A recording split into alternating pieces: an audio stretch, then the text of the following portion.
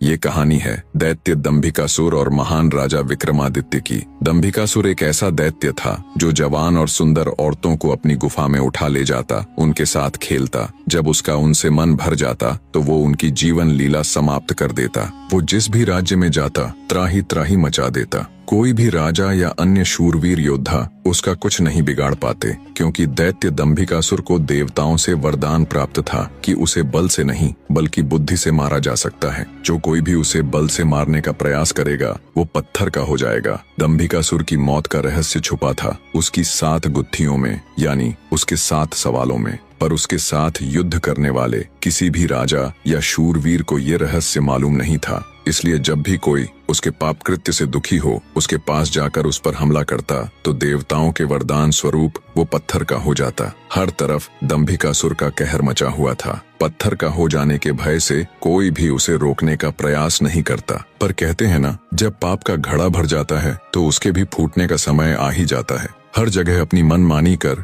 एक दिन दैत्य दंभिकासुर ने उज्जैन नगरी की तरफ रुख किया। उज्जैन नगरी के ऊपर उस समय महान राजा विक्रमादित्य का शासन था। महाराज विक्रमादित्य न केवल बलशाली थे बल्कि वे बहुत बुद्धिमान भी थे। उन्हें हर प्रकार के कौशल में महारत हासिल थी।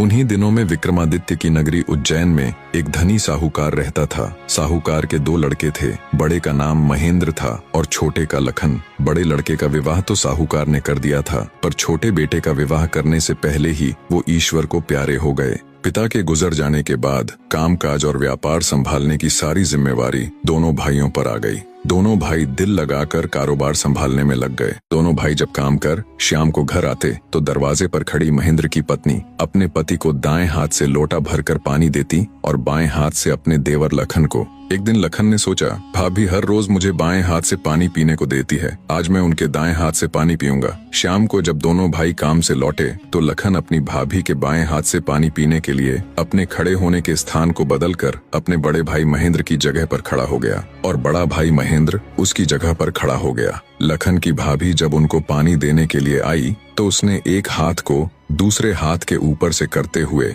दाएं हाथ का लोटा अपने पति को दे दिया और बाएं हाथ में पकड़ा हुआ लोटा लखन को दे दिया। ये देख, लखन बोला, भाभी आज मैंने भैया के स्थान पर खड़ा होकर सीधे हाथ से दिया हुआ पानी पीना चाहा, परंतु आपने अपने हाथों को बदलते हुए मुझे बाएं हाथ से ही पानी दिया। आप मुझे बताएं, आपने ऐसा क्यों किया? लखन की बात सुनकर उसकी भाभी ने उत्तर दिया, अगर तुम्हें सीधे हाथ का दिया हुआ पानी ही पीना है तो तुम भी अपने लिए सीधे हाथ से पानी पिलाने वाली ले आओ। भाभी की कही हुई बात लखन को चुभ गई। वह बिना पानी पिए ही भाभी से कहने लगा, ये लो तुम अपना पानी का लोटा और मैं यहाँ से जा रहा हूँ और अब मैं तभी